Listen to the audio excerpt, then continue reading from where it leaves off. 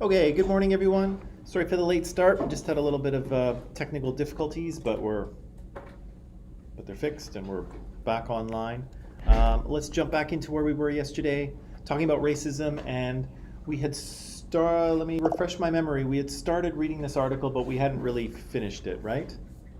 We need probably just a few more minutes because I think we talked just about what the conclusion might be, and I think we correctly identified the conclusion, but we need just a little more time. So let's just take. I'm going to put 4 minutes on the clock here, just for us to look at this article again and remember what was going on in it. Figure out what the premises are, and then we'll discuss. Okay, so just take a few minutes and refresh your memory, and then we'll talk. Okay.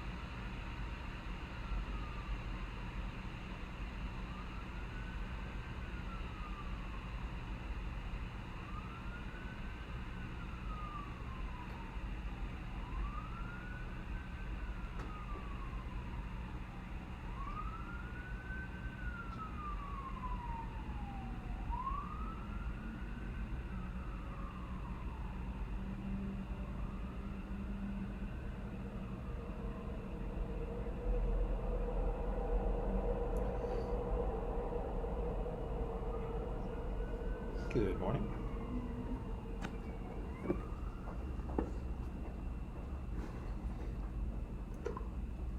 Good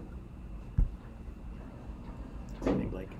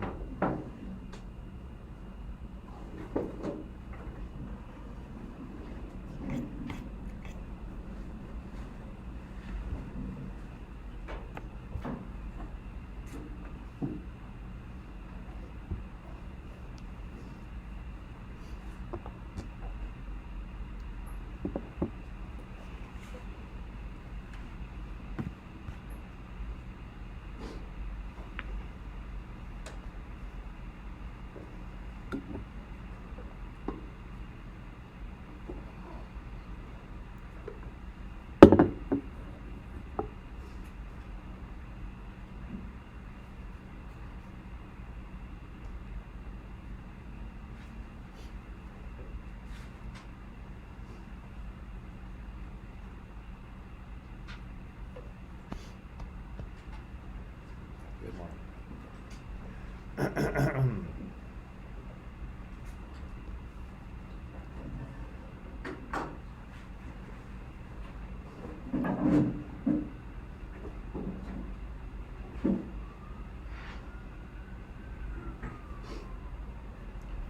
Okay.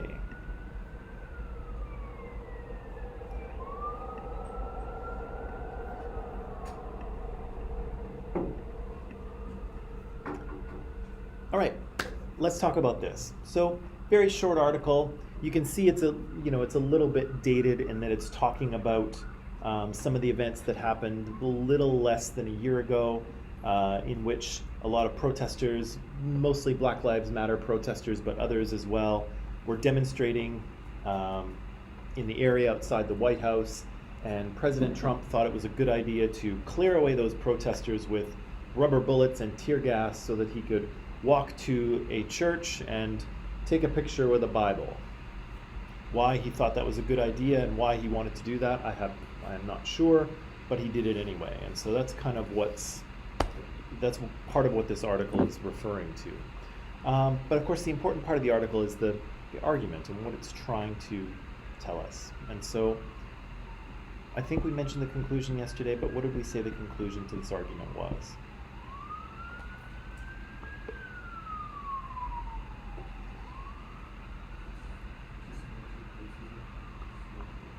Systematic racism is what? Systematic racism, yeah, it exists in the United States for sure, right? And I suggested there was a kind of a second part to that conclusion as well. What was it? Good, yeah, and people are now starting to pay attention to it, right? And so, again, if we're looking at arguments, any good critical thinker should say, well, why should we believe that? Look at Justin Warland. Why should we believe that systematic racism exists in the US, and why should we believe that people are starting to take notice? Let's kind of start with the last part first. How do we know that people are starting to take notice of this? What's that? Okay, so the protests are well, what about the protests? I'm not going to do all the work here. You do the work. A lot of people are participating in these protests, that's true. What else about these protests?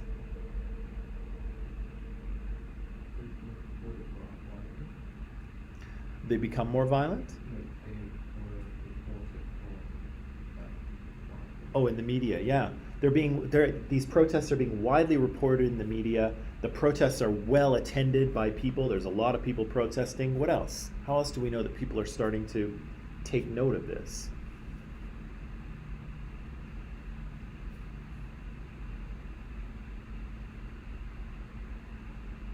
How do we know that people are starting to take notice of this?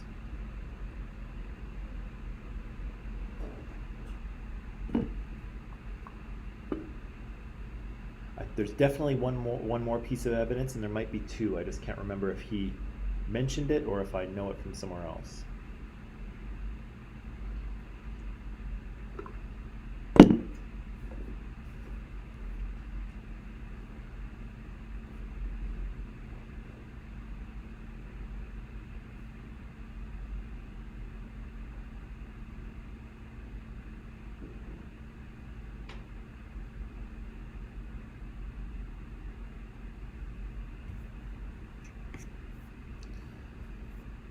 Maybe one, maybe two more pieces of evidence. What are they?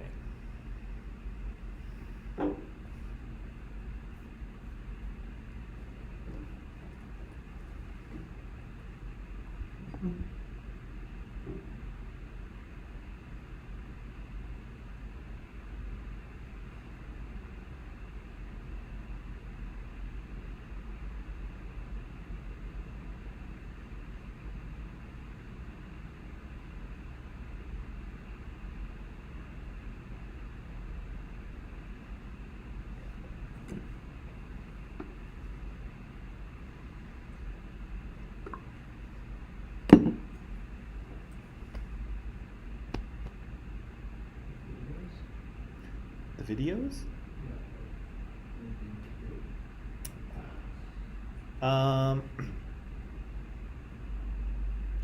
I guess a lot of people have seen the videos, possibly. I was kind of thinking more of the number, right? Wasn't there a poll that said that in 2008 or something like that, 57% of people thought systemic racism was a problem in the US, and now that same question, 75% agree with that idea? Is that I think the numbers are 57 and 75, but is that what the question is?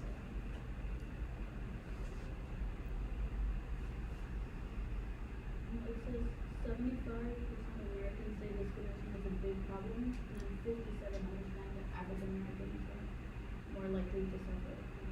Oh, I see. Okay. Geez, I could have sworn that it was a number that had increased over time. Did I misread? Oh, maybe I'm thinking of this. Sorry, I'm thinking of this. You're right, Sophie. I was thinking of it's about halfway down page 2. The crowds of protesters from Seattle to Miami include, oh, this is the other thing I was thinking of, not just black youth, but a diverse array that looks something like the country itself. So I was saying, how do we know people are taking notice? Well, it's not just black Americans who are protesting, it's all Americans. It's Americans of all races and ethnicities, right? But the thing, here, so in 2015, in the wake of unrest in Ferguson, Missouri, that's another instance of police violence against a black American. Just half of Americans said they believed racial discrimination to be a big problem, and in 2016, only a third considered black Americans to suffer from police brutality. So by contrast, today more than 75. So that 75 is up from 50, and that 57% is up from, I guess, about 33%. So the numbers kind of show us that people are paying attention to this, right? And people are agreeing that systemic racism is a big problem in the United States, right? So here Justin Warland supports his conclusion that people are starting to pay attention with those two, but there's a few pieces of evidence. Let's go back to the first part. How do we know systemic racism exists in the United States?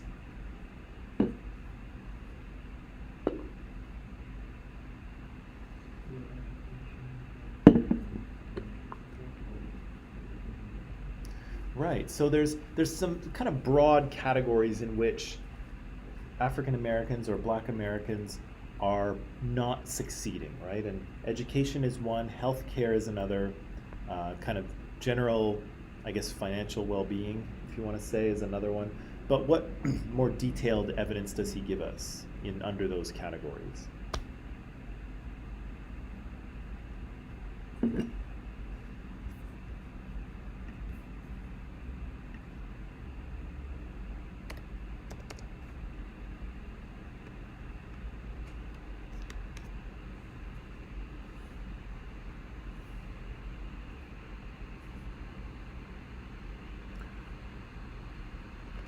More specific evidence.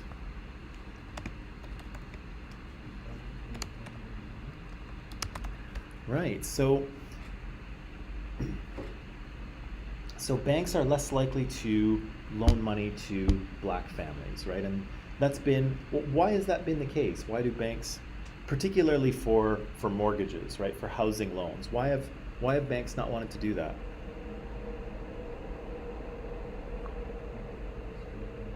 What's that?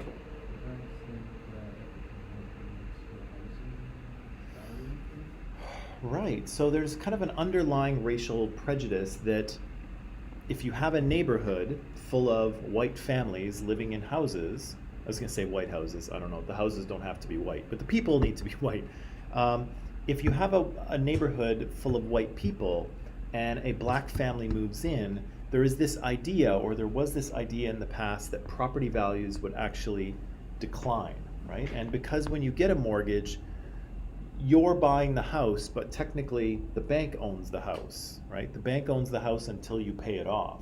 And so the bank doesn't want property values to go down because then they'll sort of lose their collateral, they'll lose their investment. And so banks have sort of created this idea of, I think it's called redlining. And so basically they don't like to give housing loans to black families, or in the past they haven't wanted to, in areas where there are predominantly white families, because they'll decrease property values. And of course, their white customers will become upset about that as well. But the net result of that prejudice is that black Americans have found it much harder to get mortgages in the United States. And mortgages are the way that people build wealth, right? You pay your mortgage for 30 years, then you own your house, and you can sell it, right? And you can sell it for a few $100,000, or if you live in Vancouver, you can sell it for like $3 million, which is ludicrous, but whatever. you can do that, right? Or you can pass the house down to your kids, right? When you die, you can leave the house in your will, and then your kids can have this wealth. But if you can never get a mortgage, what are you doing? You're just paying your rent, right? And you're not really building any wealth. And so black families have had a much more difficult time building wealth in the United States than white families. And there's numerical evidence of that as well, right? What's the stat that they tell us? It has something to do with $17,000, I think, if my memory serves.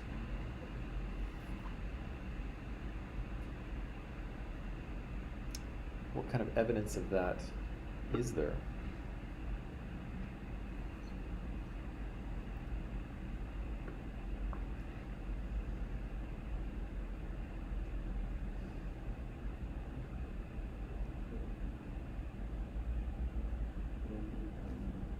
What about it?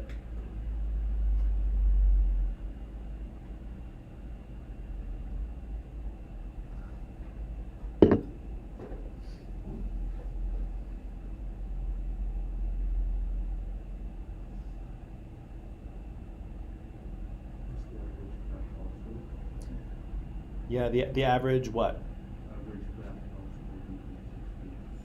The average black household has what though? What is that? Of yeah, it's net worth is what it is, right? So to figure out your net worth, you figure out how many assets you own, and then you subtract how much debt you have. And so you can have a positive or a negative net worth. And so the average black household has about $17,000 of net worth, which it actually in itself is not horrible, considering that if you have a debt, it counts against you, right? So if you have a mortgage and a car payment, technically you have a negative net worth until you pay those things off. Once they become yours, then you can have a positive net worth. So 17 it's not that bad, except when you consider that white households on average have 10 times that amount of net worth, right? And so again, how do we explain that? That's a big difference, right? And again, those are big numbers, those are big statistics.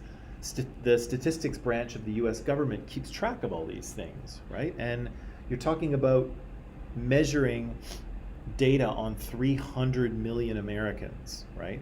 If you have data on, you remember when we did when we talked about fish and we only had 19 people that said whether they liked fish? That's a tiny sample size, right? Here you're talking about data on 300 million Americans. That's a massive sample size. That's the entire sample, right? And you're seeing 10 times difference between black families and white families. That is a huge difference, right?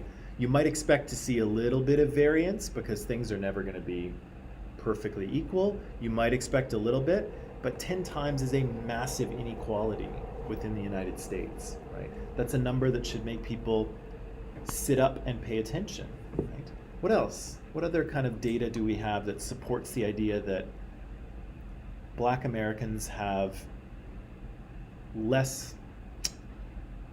having poor outcomes in economy, in healthcare, in education? What else? There's more.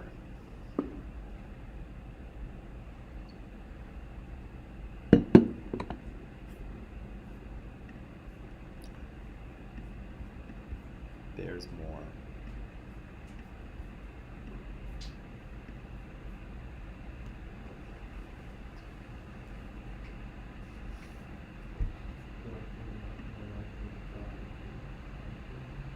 Yeah, black women are much more likely to die in childbirth. How much more likely? 3 to 4 times more likely to die in childbirth than white women, right? And again, that's a shocking statistic, right?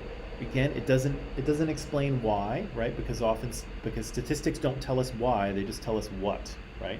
So we're seeing a what, but again, it's concerning, right? That's 3 to 4 times is a lot more black women dying in childbirth. What else? They what? What's the unemployment rate?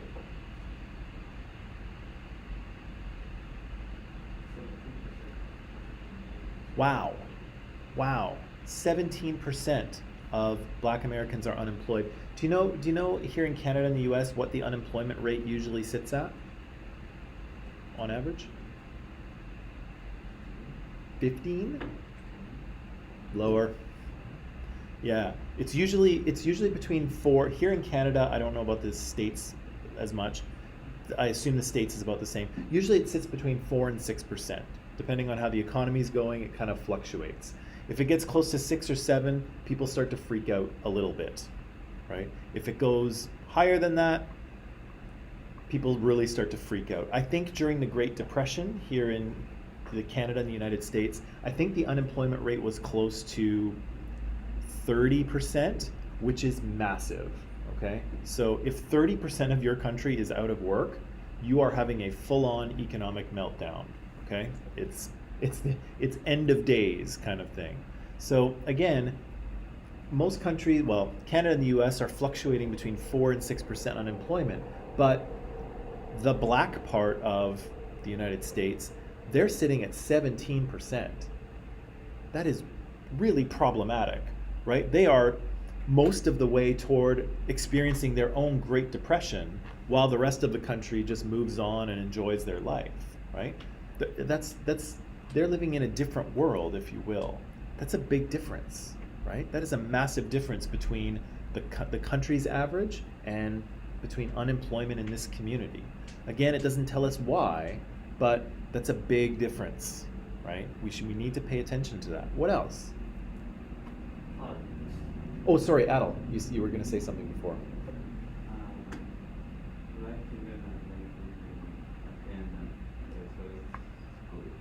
Yeah, black children are more likely to attend an under-resourced school. Why is that? They explain it in the article, but why is that?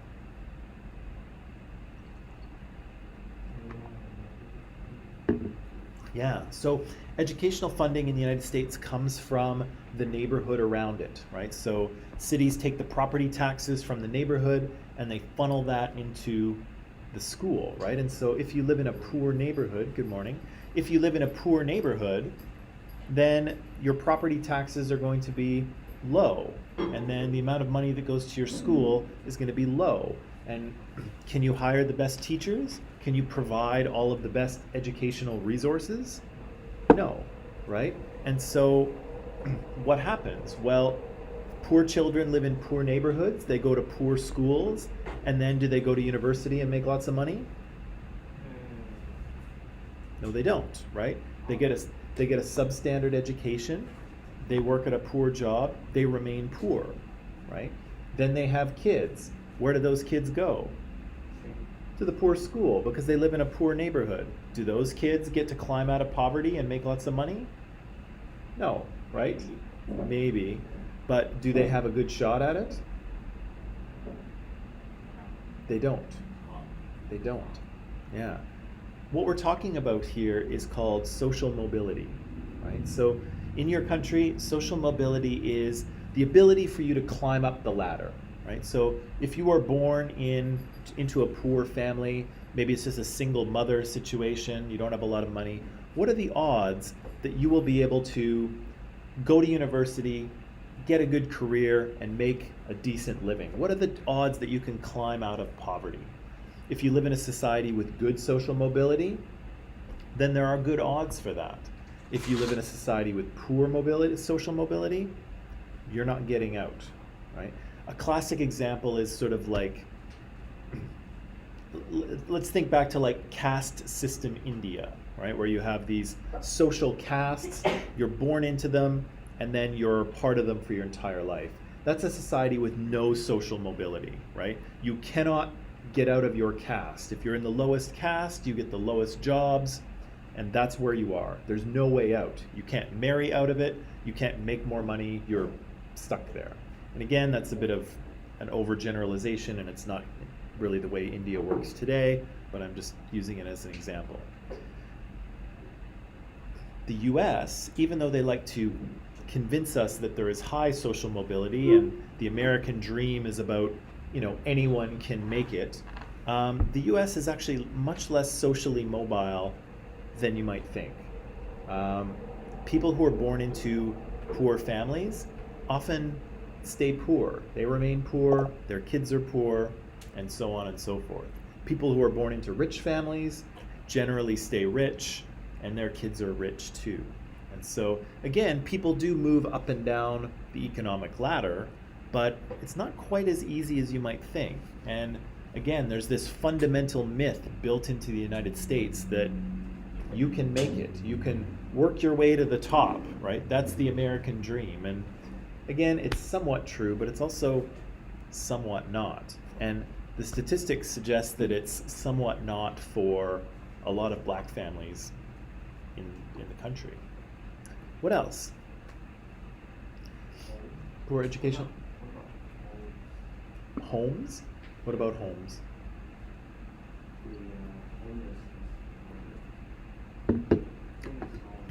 Is there a stat on homelessness?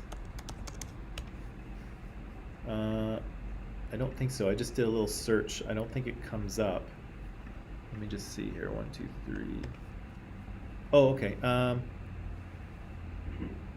Yeah, there's talking about home ownership, which I think we've covered. It's not that. I don't know that it's mentioned, but it's certainly true that that Black Americans are underrepresented in politics. I think that's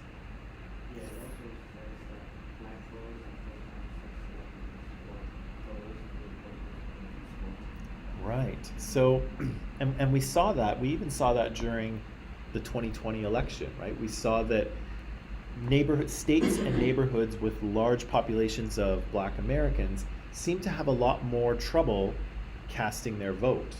People who lived in predominantly white states or white neighborhoods seem to have a much easier time. Right? Is that concerning? Should be, right? Because the other thing is that let's say you go to vote, okay? And let's say you go to vote.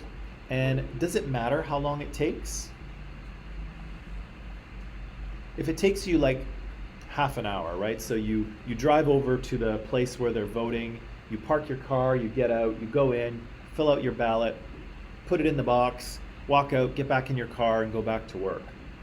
Does it matter if it takes a half an hour versus 8 hours? It's a big difference. If it takes you 8 hours to vote, what do you think is going to happen? Why not? Yeah, some people are going to lose. Some people are just going to throw up their hands and say, "Oh, God, whatever. I don't want to do this. I don't want to stand in line for 8 hours to vote." Right? What else is going to happen though? What's the other issue there? I said you just came from work, right? Can you leave work for 8 hours to vote? What's that? Yeah, in a lot of jobs you can't do that. What kind of jobs can you definitely not do that? Lower paying jobs, right?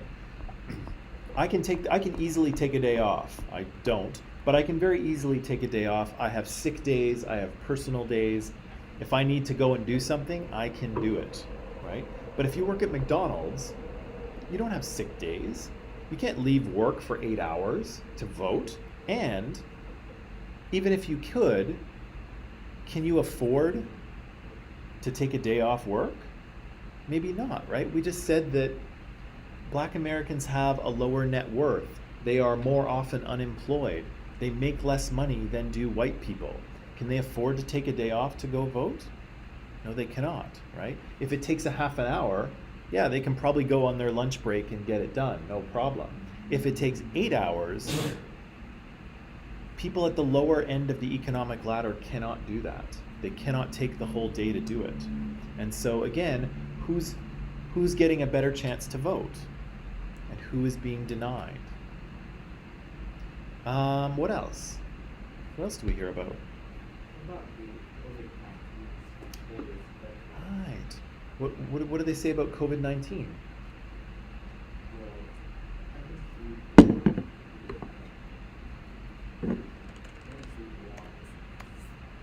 having that more legible, especially with people of color, communities have some poor outcomes or those affected with COVID-19 because we don't have yet good healthcare.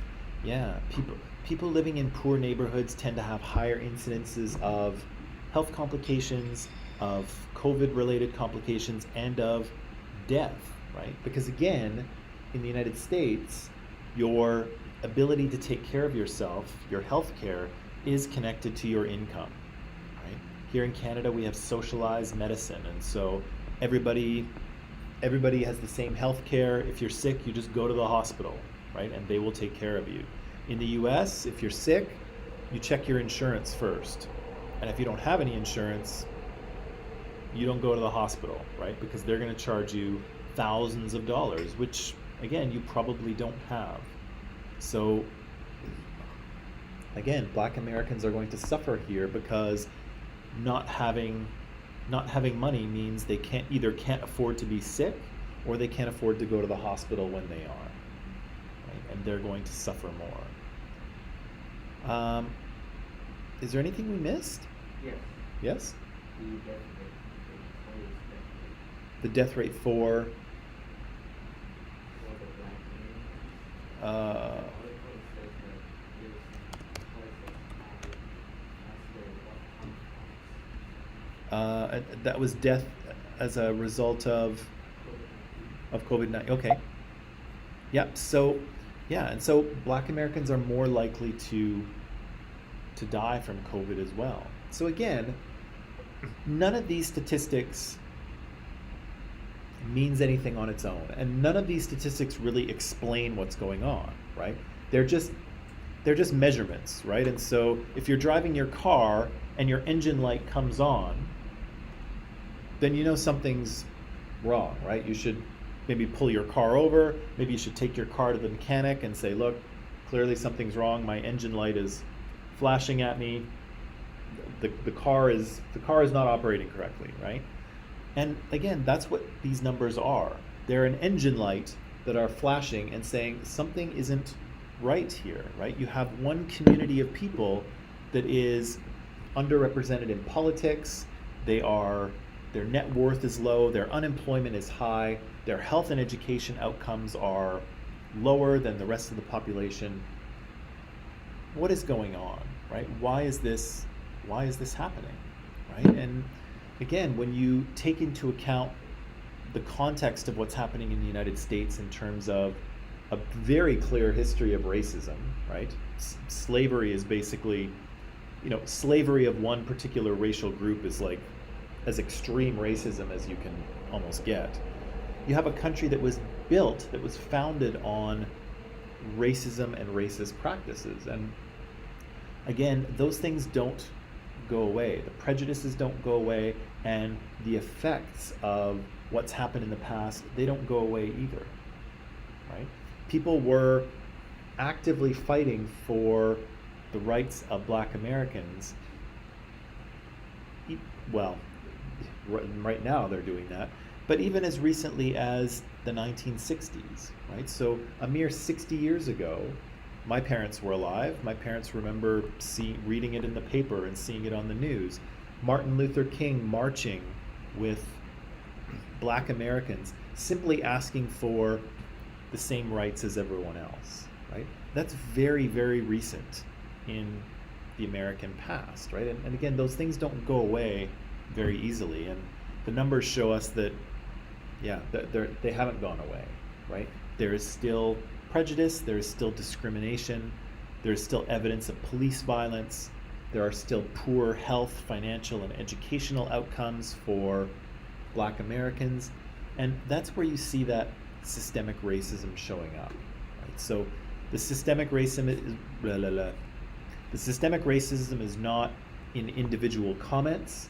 it's not in individual incidents, it's in the broader pattern, right? So George Floyd was killed by police officers in Minneapolis. We have video of it, which is tragic and horrible to watch, but that in itself does not prove systemic racism, right?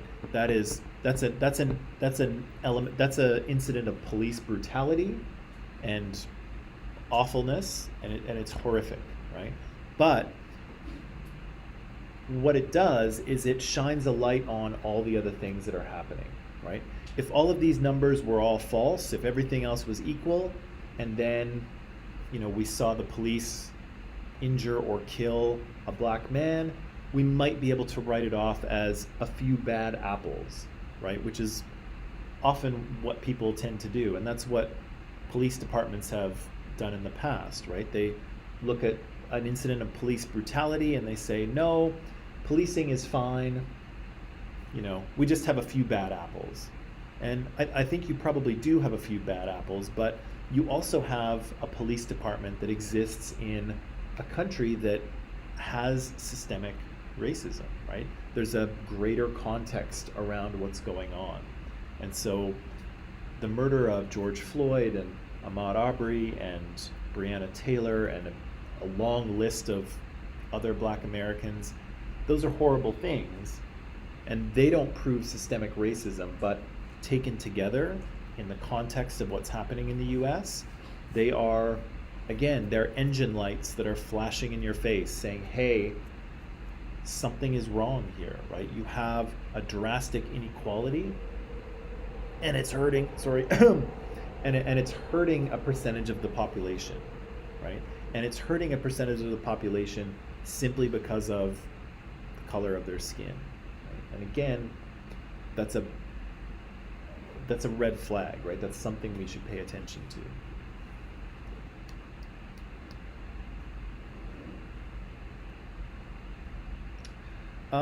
Are there any other things that we should mention about this article, or questions or confusions that we have, things that came up that we didn't know what they were about or what they meant, or?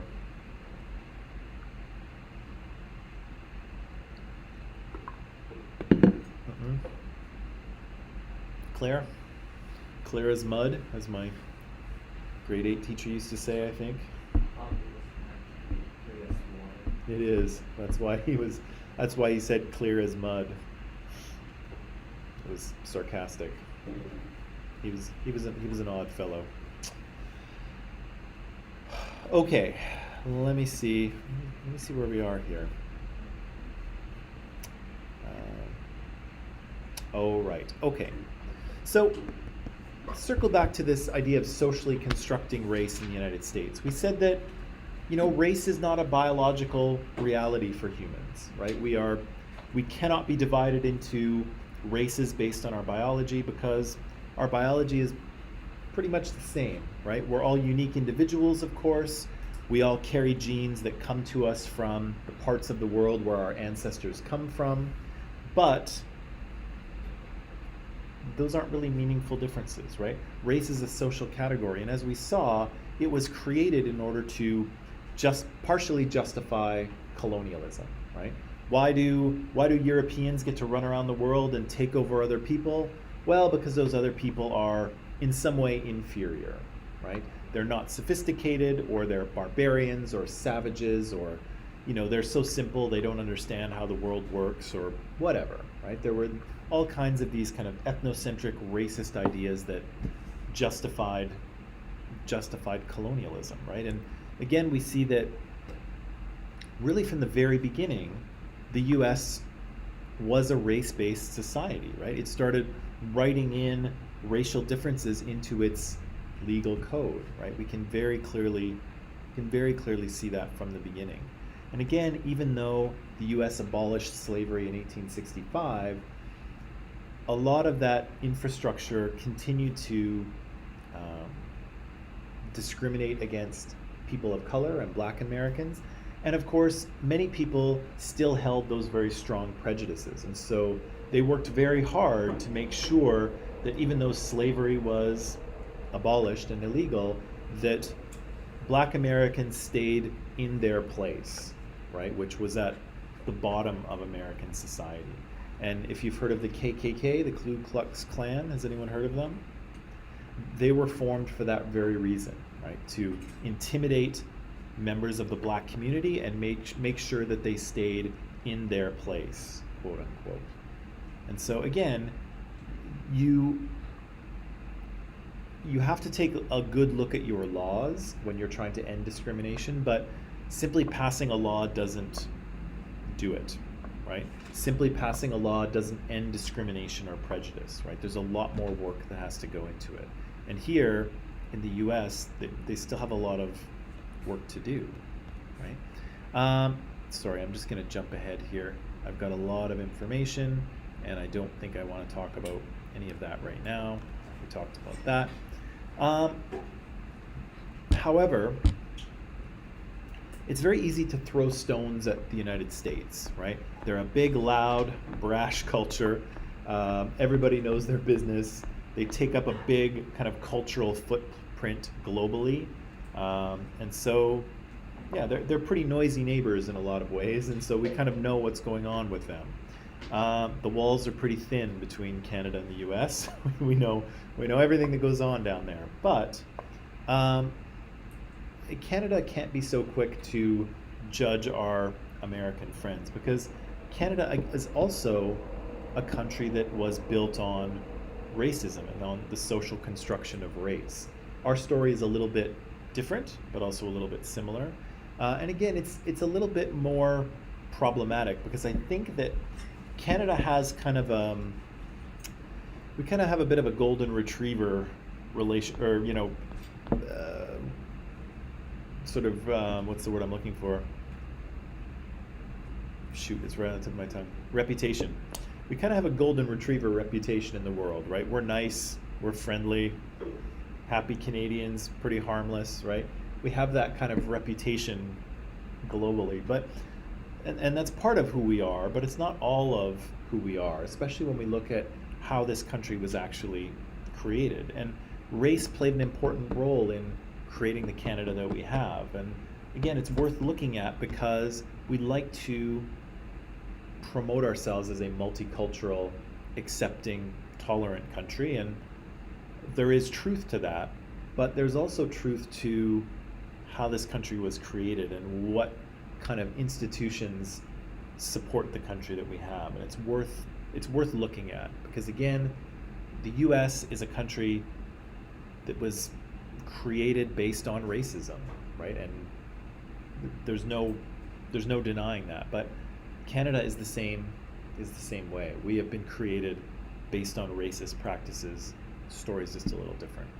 So we will talk about that, but first let's have a little break, because it's a bit of a story, okay? So take a break, come back, and we'll talk about the social construction of race in Canada.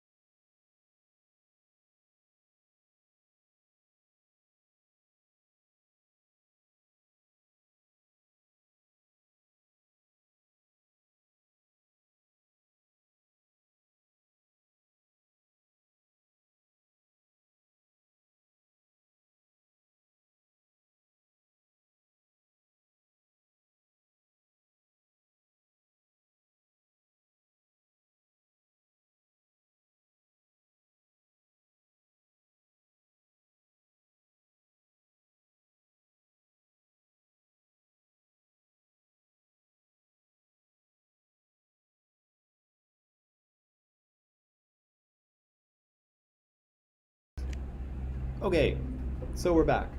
Um, I mentioned we'd be talking about the social construction of race here in Canada.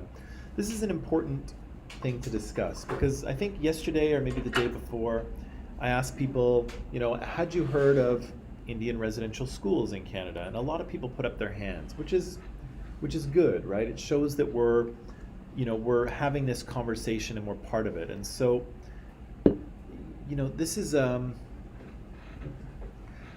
this is a dark and continually problematic chapter of Canadian history, and it's one that really is not going to go away until it is properly addressed. Um, as I think we'll see. I think I have some stats, but um, the kind of thing we were talking about, systemic racism in the U.S. that um, disproportionately affects Black Americans. We have a similar situation here, also with Black Canadians, but also with Indigenous Canadians as well. And so I want to take a little bit of time to explore that story, just so we have some context. Because again, it's useful to talk about things like Indian residential schools, but I think you need the whole story. Okay, so we'll start 14,000 years ago. Don't worry, this story won't be 14,000 years long, but we'll start about 14,000 years ago. And if you go back that far, you would see that there's nobody in North America. North America has no human beings in it at all. And there are some archaeological sites that contradict that a little bit, but let's just put them aside for now, and we'll sort of generalize that there's really no one here. And part of the reason that there's no one here is that humans evolve in Africa. You can see that sort of orangey red place where most of our species' ancestors seem to have come from. That's where we have most of the fossil remains. And humans evolved in Africa and eventually started to spread out over the entire world. But when humans kind of had spread as far as northeastern Russia there, what they found is that they were in the middle of a glacial period. So a period where the climate had sort of fluctuated and it was actually quite a bit colder than it is now. And so most of Canada was actually covered in ice at that point, to like a kilometer thick glacier of ice. And so there was really no way to get into North America because North America was separate from Asia. And when you went far north and you got to kind of where that northeast tip of Russia, or where Alaska is today, you basically just hit a wall of ice, right? And you couldn't go any further. And so people were kind of, the door was closed to North and South America for quite some time until, again, about 14 to 13,000 years ago, we see the temperature starts to warm up globally, and that ice sheet that's covering most of Canada starts to melt, right? At the same time, because there's so much water trapped in all of that ice, sea levels are lower than they are today.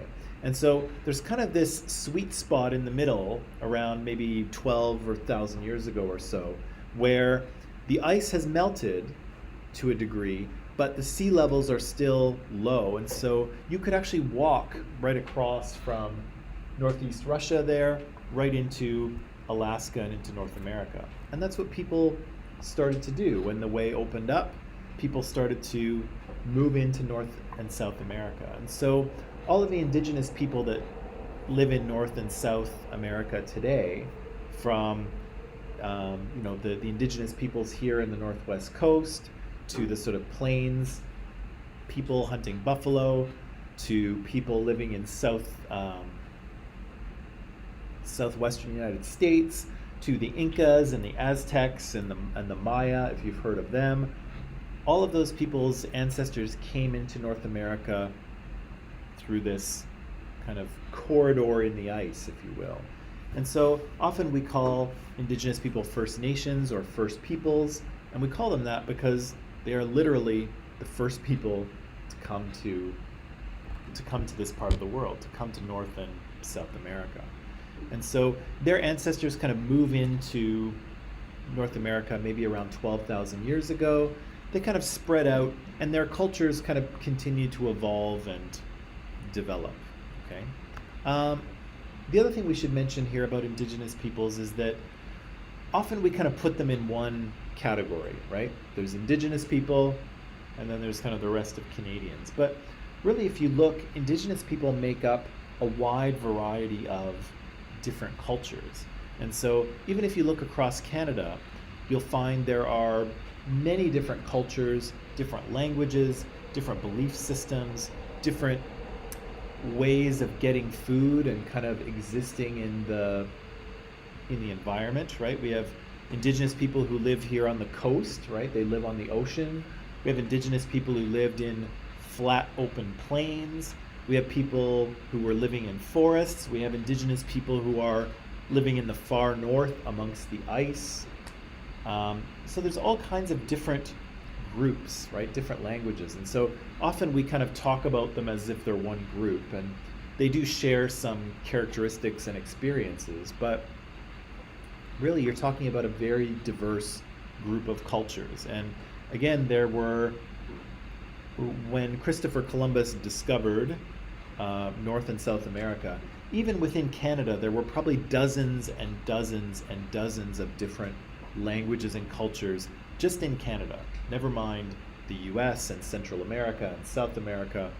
I mean, it's a very culturally diverse place. So again, we're talking about indigenous people as one group, but really they're kind of a diverse collection of cultures.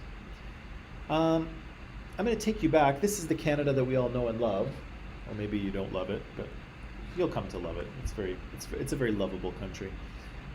This is the Canada that we kind of know and love, but we have to go back to kind of the beginning. And so when Canada became a country in 1867, Canada was really only this, just that yellow part on the map. And so lots of the rest of Canada was added a little bit later on. And so we just had a few provinces to start out with. Ontario, which as you can see is nowhere near the size that it is today. It was just a little piece. Quebec, which again was quite a bit smaller than it is today.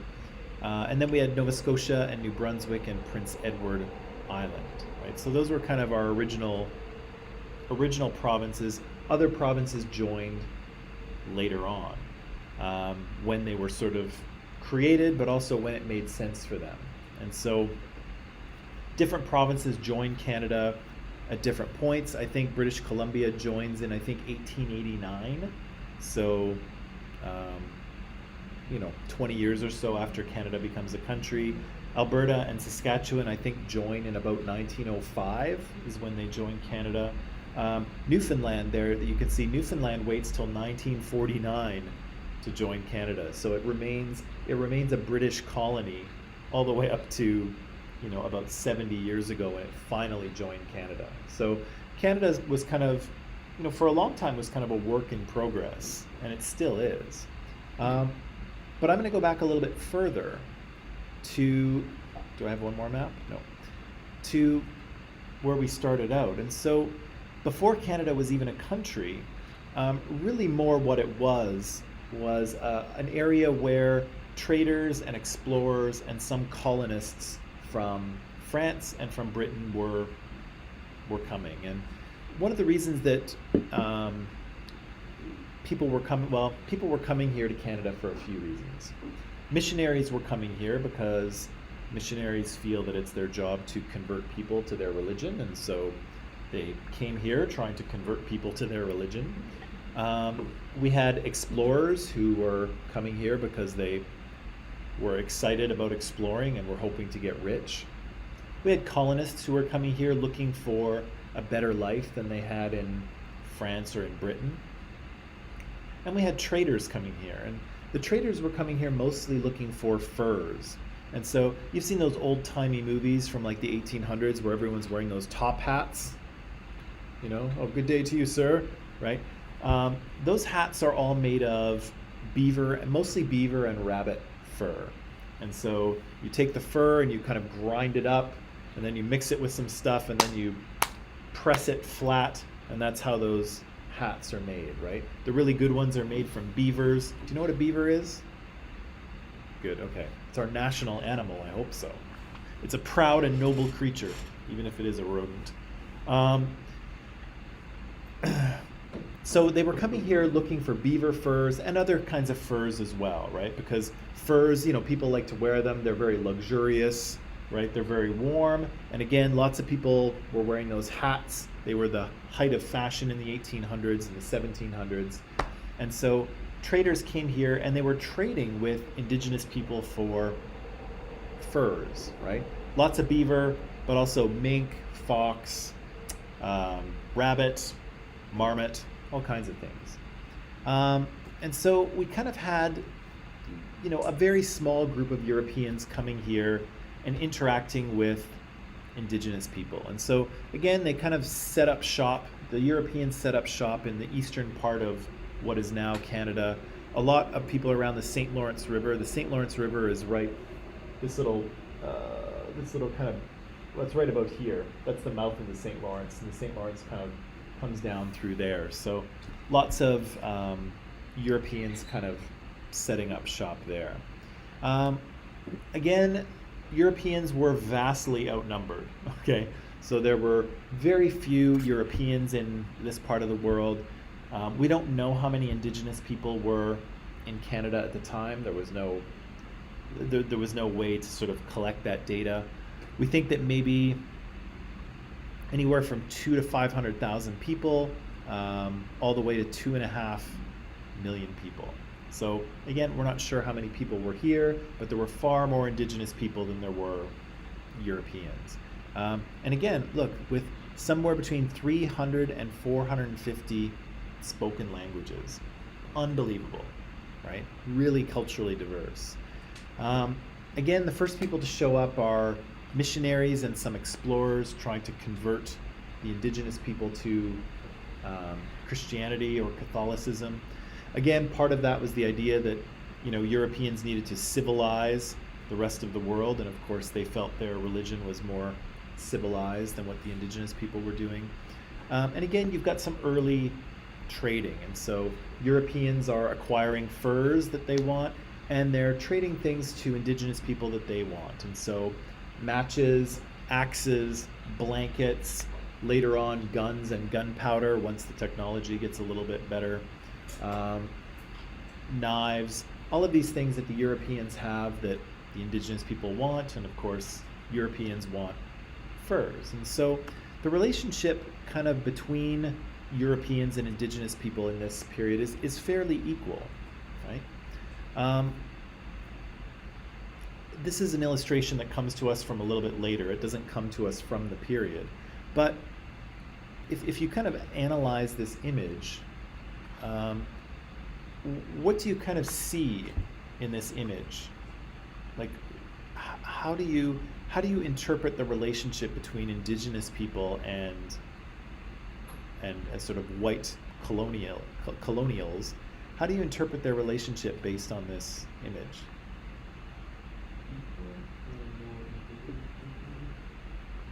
Right, so we see there's definitely more indigenous people than white people here. That is true. What else do we see? They're what? They're in power? How can you, what makes you say that?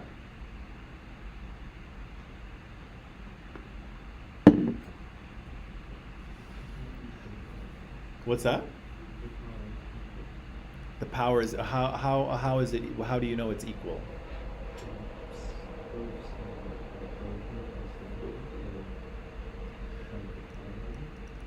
They're both standing? Okay. So they're both standing, they're both kind of on equal footing, I guess, if you will. What else do you see?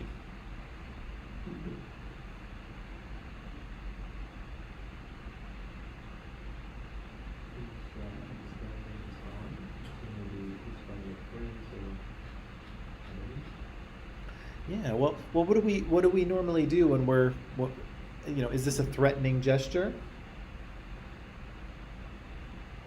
What does this mean when somebody goes like this? Give me something. Yeah, actually, that is true. It's a universal symbol for "give me something." Actually, even amongst primates, interestingly enough, this means "give me." But also, what does it mean? Yes. Look at my hand, right? My hand is empty. I don't have a sword or a gun or anything or an axe to kill you with. Look. Yep.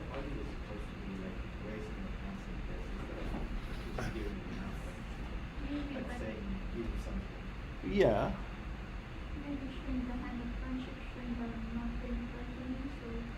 Yeah, it's kind of it's a hand of friendship, right? Of course, you can go like this too, like don't shoot. I'm coming out, my hands up. But here it's like, hey, we come in peace, right? We don't have any weapons. We're trying to make friends with you. Hello, right? How did the indigenous people kind of look? How do they look? So if the colonial guy here is extending his hand in friendship, what are the indigenous people kind of doing? They one of them, I think most of what they're holding are pipes. Yeah. And so often what indigenous people at the time would do is they would smoke together. That was something that you kind of did as a communal activity. So you would, take a smoke of the pipe and you would pass it on to the next person, and everybody would get to, smoke the pipe together, and it was kind of a peaceful friendship activity. So yeah, they seem to be holding these pipes for the most part. Do they seem concerned? One guy looks very serious. Yeah, that the guy almost on the far left, right? He's kind of like, who are these people, right? Who are these pale-skinned invaders? What about the people right in the foreground here? What do you see? What's that? Well, what are they? Right. So so one woman's not wearing a top there. That's true. How do these women look though? Do they seem concerned? Angry? Scared? No, they're kind of not. They're not really paying that much attention, right? They're kind of they're pretty relaxed, right? They're just sitting there chatting amongst themselves, right? And it seems like some of the indigenous guys standing up are chatting amongst themselves too, right? I wonder what we should do. What are these people coming out of the trees, right? So the indigenous people don't seem super concerned or super threatened by the white people, and the white people again I think are maybe even a little bit sheepish, right? So this guy's just come out of the trees, but the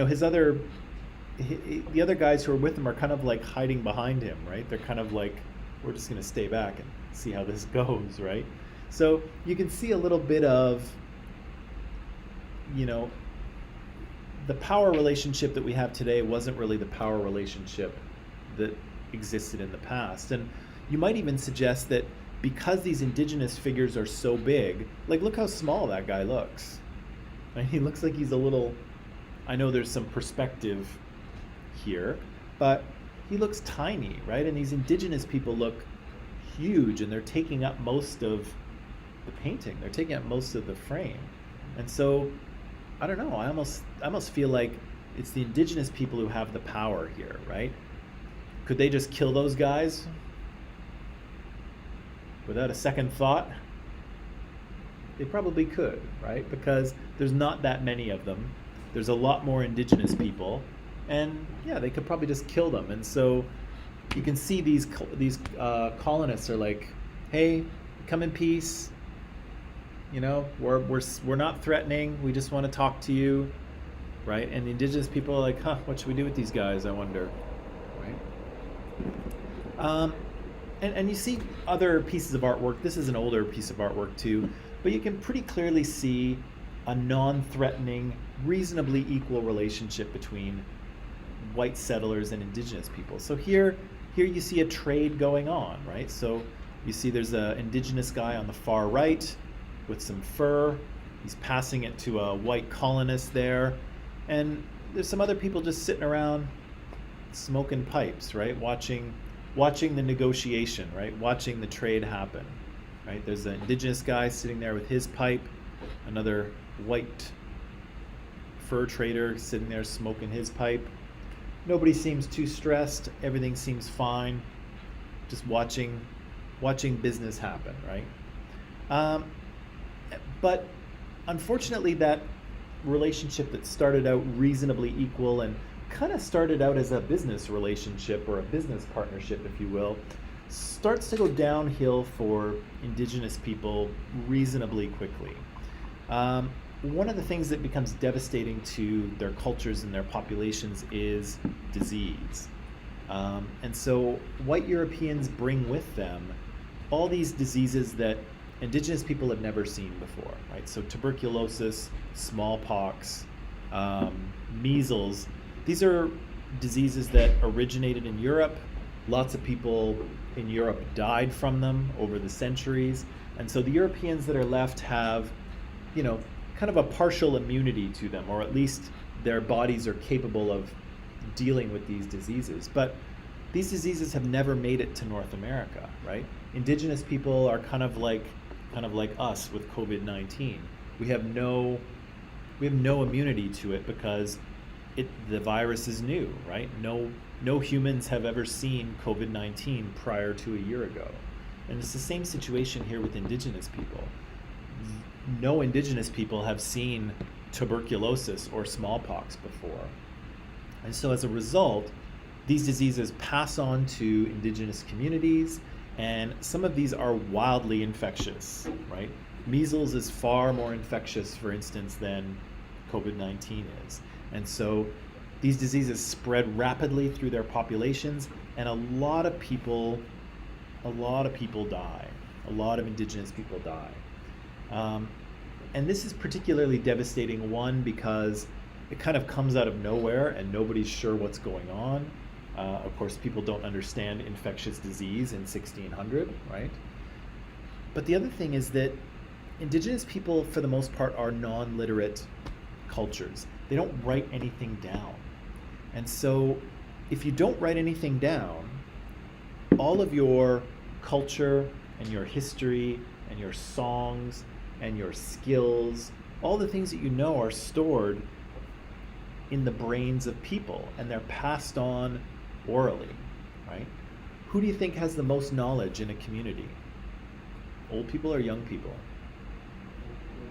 Old people, right? And often old people are the keepers of history because, of course, they've lived the history, right? They've been around for 80 years, seen a lot of things. They know how things used to be and now how things are. But who often is the victim of infectious disease? Who's more likely to die, usually? Also old people, right? So these diseases rip through these communities and kill huge numbers of indigenous people, and a lot of them are elders, right? So what happens to your stories and your songs and your history? Gone, right? Because that's where those things are stored. These cultures don't have a backup, right? They don't have, things aren't stored in the cloud, right? They're stored in people's heads. And when those people die, if they don't pass on their knowledge, it's gone, right? And so this is a pretty devastating loss for indigenous people, not just because people die and they're missing members of their community, but because they start losing pieces of their culture and their history, right? Things get forgotten that there's no way to reclaim, right? If you write things down, it's great, right? You can always just go back and read it. But if you don't write anything down, there's no way to find that knowledge again, right? And so it's a devastating loss in human terms, but also in cultural terms. Around the same time, the Hudson Bay Company is starting to increase its activities in North America.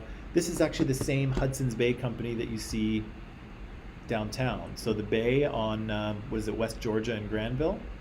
It's the same Hudson's Bay Company that was trading in Canada in the 1670s. It is, I'm not sure, but it's probably the oldest company in Canada. It's the exact same one. And again, they started out trading furs in Canada. You know those blankets that you can buy at the Bay? You know, they're kind of white with the stripes. Have you seen those? It's like a white blanket with a yellow and a black and a red and a green stripe. Yeah? That's the same blankets that they were trading to Indigenous people hundreds of years ago. That's why they still make the blanket, because it's historically iconic. Anyway, but yeah, things are starting to kind of go downhill. The other thing that we should probably mention here is this thing, which seems like not a big deal, but it kind of is. It's a royal proclamation. So a proclamation is something that the king says, right? And in this case, it was the king. I think it was King George at the time.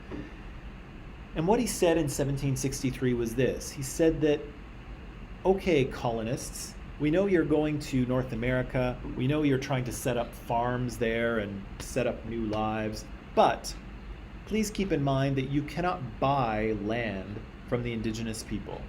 Okay? The crown, so the king, the country, the government will acquire those lands from First Nations people, and then we will sell it to you. Okay? So the king is saying, don't buy any land from the Indigenous people. We won't honor it. The government won't honor it. Only the government can acquire that land from Indigenous people. Then you can get the land from us. Okay? Again, it doesn't seem like a big deal. It kind of seems boring. But what this kind of does, what this royal proclamation does, is it kind of implicitly recognizes that the land belongs to Indigenous people, right? If the British government is going to acquire it from the Indigenous people, that kind of means that the Indigenous people own it in the first place, right? And the government will acquire it from them. So this is important because later on the government will try to claim that, oh, well, you know, the Indigenous people didn't really own the land because they don't have any deeds or titles or paperwork that say that they do. But Indigenous people will point back to the Royal Proclamation and say, look, your own government admitted that they knew the land was ours, right? They were going to acquire it from us, but that also means that it must have been ours to begin with.